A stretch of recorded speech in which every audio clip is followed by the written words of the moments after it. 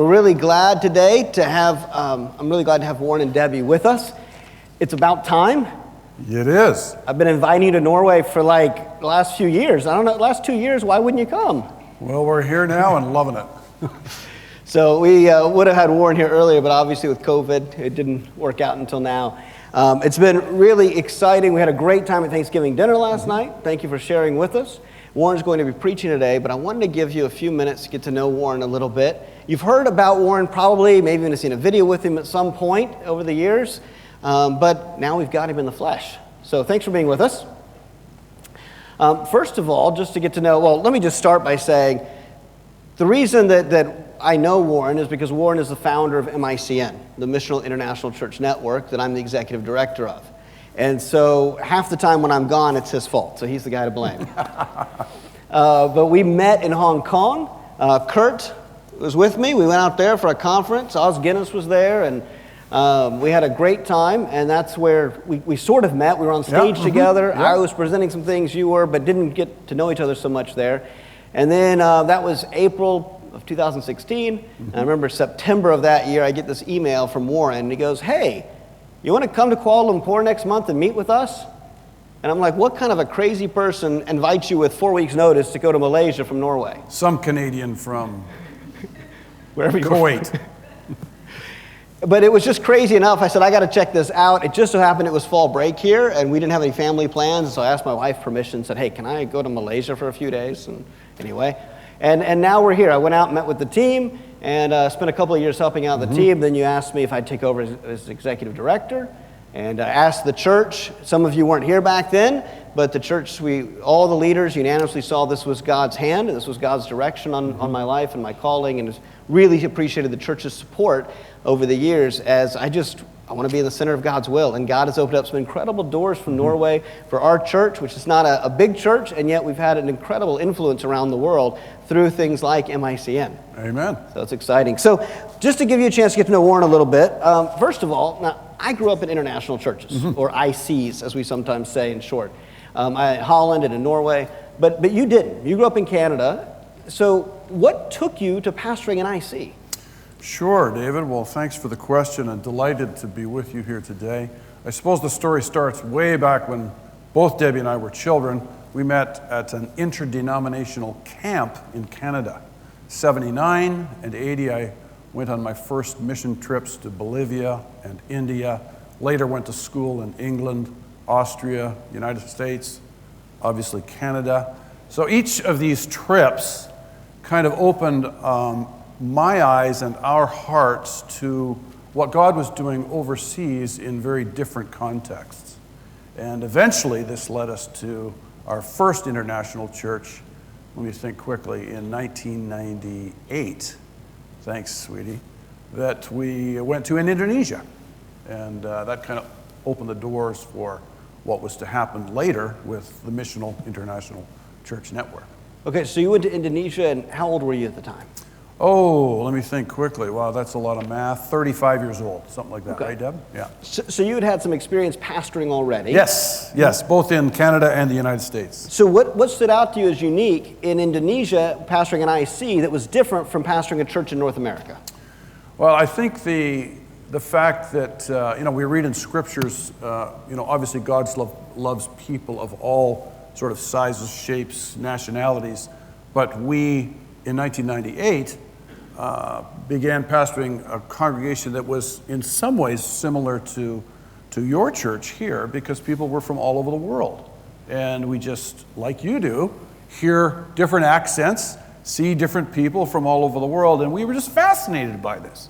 It caught our imagination, and we just dug in and eventually stayed in Indonesia for 11 years, where our kids grew up and learned Indonesian and French, and it was just a glorious, you've already referred to it, call of God in our lives that brought us, well, fast forward right here to today. And during that time in Indonesia is when MICN was born. Correct, yes. So how did that come about? Yeah, thanks, David. Great question.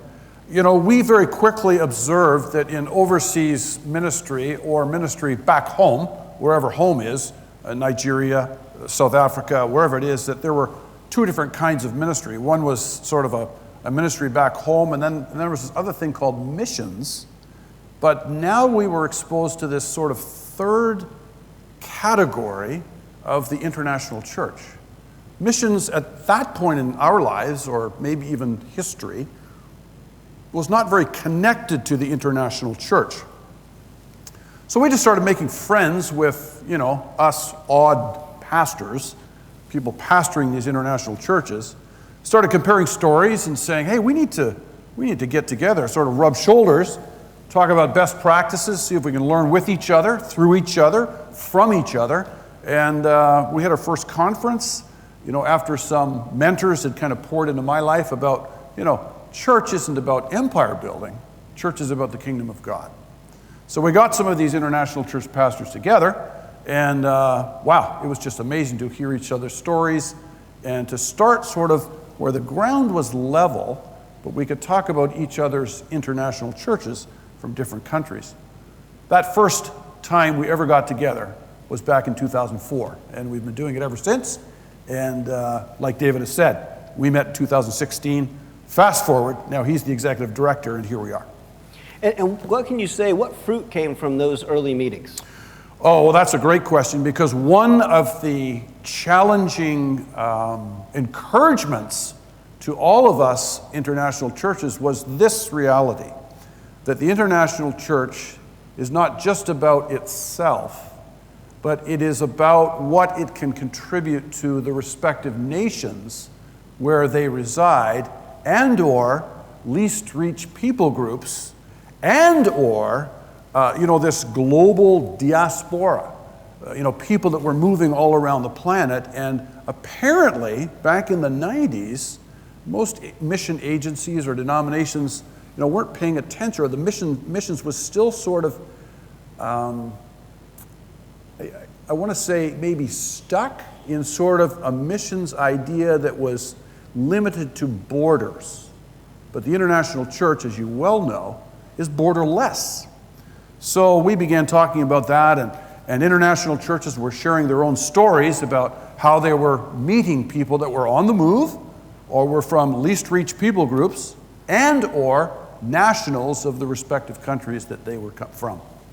Okay, great. Now, we'll come back to MICN, but you went from Indonesia and you ended up in a church in Kuwait. Yes. Right? Now, yes. And actually, funny enough, if anybody remembers Tom Strang, Tom and Belen, his wife, they actually got married at this church by the pastor who called you there. Was it Jay or? Oh, Jerry Zanstra. Yeah, Jerry did their wedding. So anyway, it's amazing how international churches are connected around. But you went, and indeed they are. They're connected all over the world, yeah.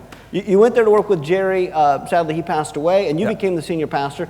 How big was this church? Oh, it was massive. Probably one of the best kept secrets in the Gulf. But when we arrived, there were well over 75 services that were happening every Friday. And by the time we left, there was at least 20,000 people attending that church on any given Friday, the day of worship in Kuwait. So there's a lot to organize. Yeah. And at that point, what's going on with MICN? Because you're there for how many years? Yeah, 5.5 years. Yep. And so MICN began, as David has said, in Indonesia, and various pastors from Vietnam, Malaysia, Thailand started kind of joining and connecting through these conferences that we were doing. But it started shifting and moving westward into the Gulf, and so there were more international church pastors that we began connecting with. And I just frankly found myself so overwhelmed with this large, extremely large church, and David's already referred to it, and the death of the former senior pastor that called us to just serve as part of his executive team. And now within 1 year of our arrival, his diagnosis, sickness, and death, and then shortly after that, my appointment to replace him.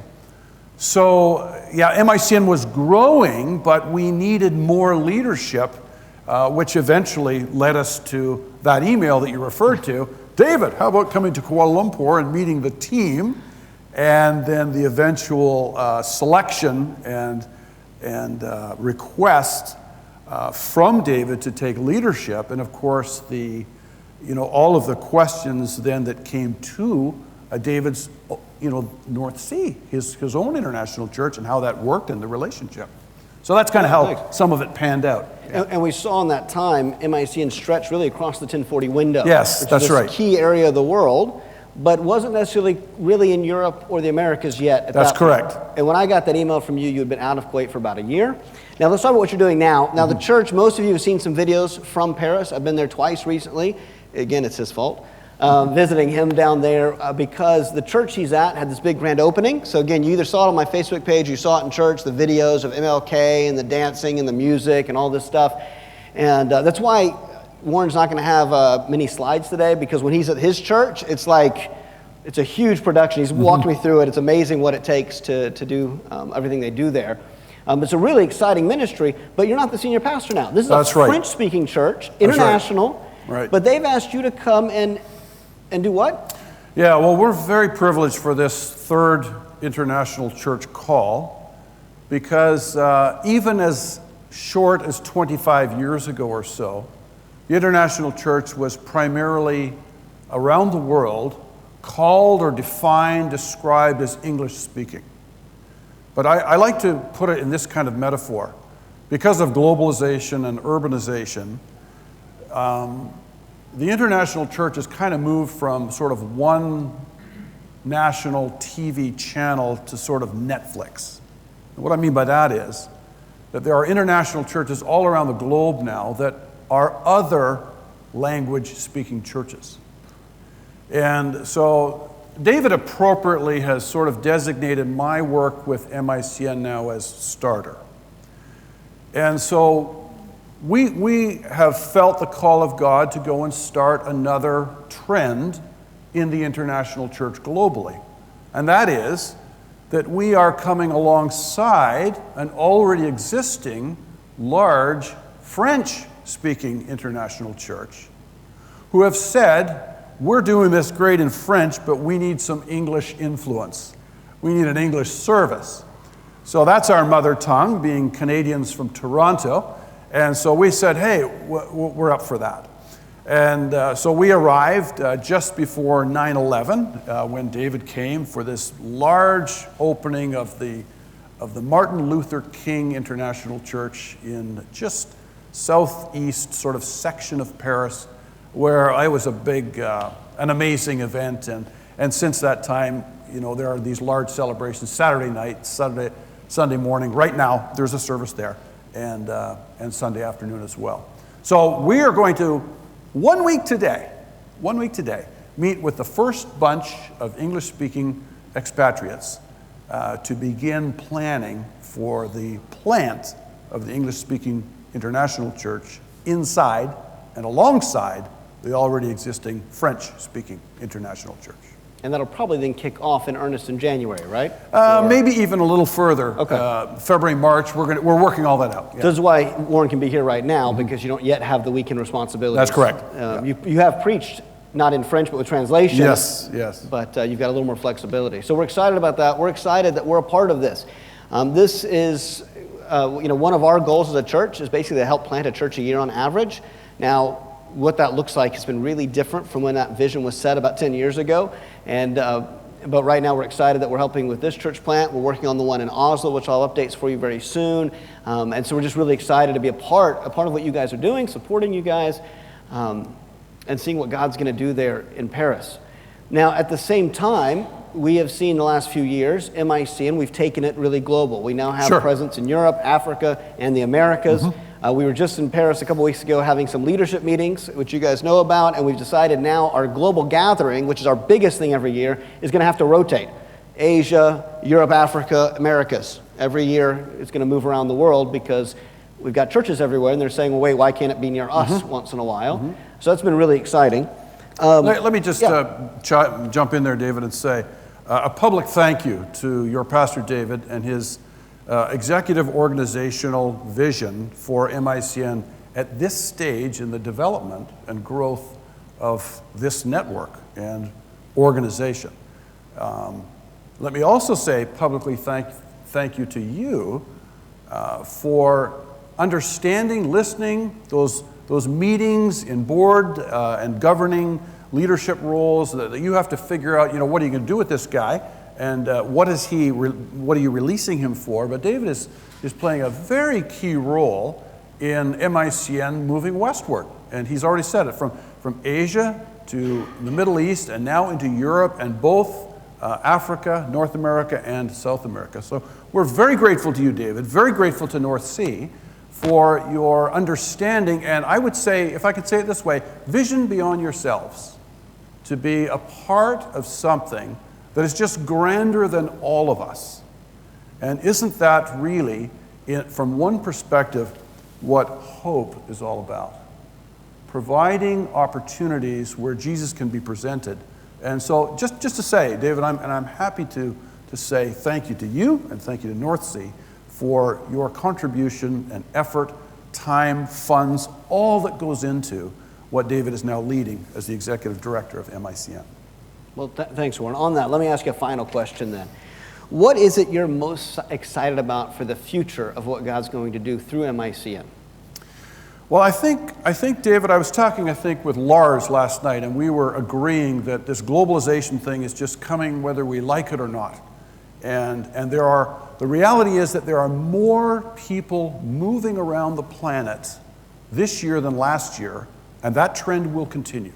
That's where life is going, despite pandemics and all of those challenges that we've all worked through.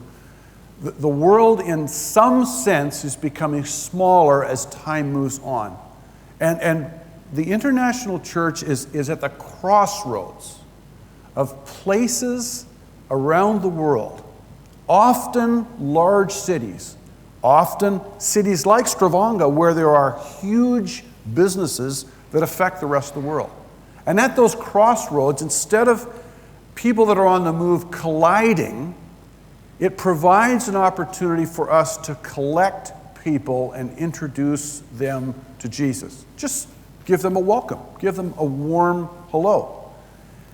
I dream, David, of the day when people all over the world, not just us, now what I mean by that is expatriates, where people all around the world will recognize the place and the calling of the international church, because God loves people that are on the move. And what role does MICN play in that? That's what the international church does, right? So why do we need MICN? Why can't we just all do it on our own, isolated? Well, that's the key word, isolated. Because the reality is, without some kind of network, without some kind of friendship, without some kind of point at the front of the spear, these international churches kind of remain in silos all by themselves.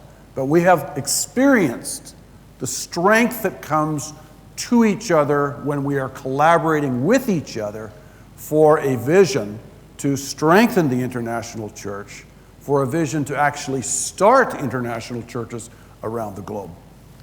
Thanks so much, Warren.